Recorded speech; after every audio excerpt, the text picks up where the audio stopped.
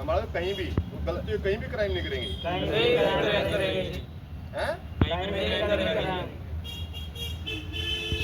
जोर से बोलो, गलती हो गई, माफ कर दो, कहीं भी क्राइम नहीं करेंगे।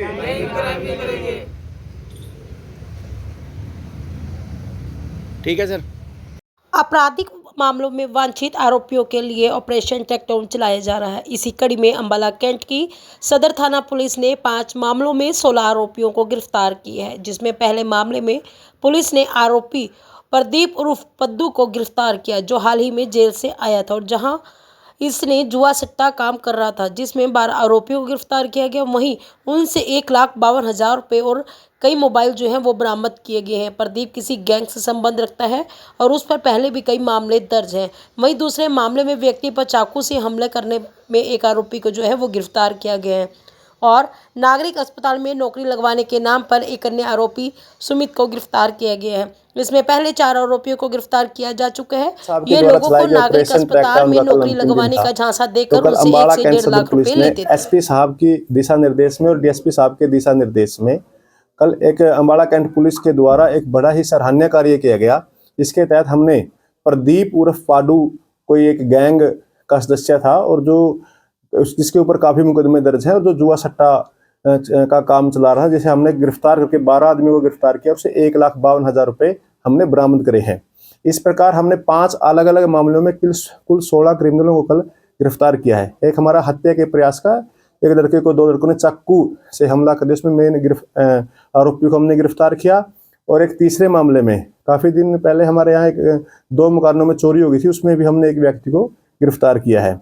और एक हमने कुछ दिन पहले एक गैंग को पकड़ा था जो सरकारी सिविल हॉस्पिटल में सरकारी नौकरी के नाम पर झांसा देकर पैसे लेता था। उसमें एक कर्मचारी सुमित भी शामिल था, हमने उसको भी गिरफ्तार किया है। और एक राजेश MC जो हमारा हिस्ट्री शीटर था, जो चोरी के सामानों को खरीदता था, उसको भी हमने कल गिरफ्तार करके 20,000 रुपये बरामद किए हैं। यस, एसपी साहब के दिशा निर्देश में अंबाला कैंट सदर पुलिस के द्वारा कल हमारे चौकी इंचार्ज गुरुदेव ने, हमारे चौकी इंचार्ज रेजिमेंट के द्वारा भी और हमारे चौकी इंचार्ज तोपखाना के द्वारा भी हमने सबने मिलकर एक अभियान चलाया और हमने इसमें जो ज्यादा से ज्यादा मुलजिमों को गिरफ्तार किया है। सर, जो जुए और सट्टे वाले पकड़े हैं उनसे कितनी रिकवरी हुई है कि क्या? जो जुए और सट्टे के क्रिमिनल हमने पकड़े उनसे 1,52,000 हमने बरामद किए हैं और उनसे हमने मोबाइल फोन भी काफी बरामद किए हैं। कहां से पकड़ा?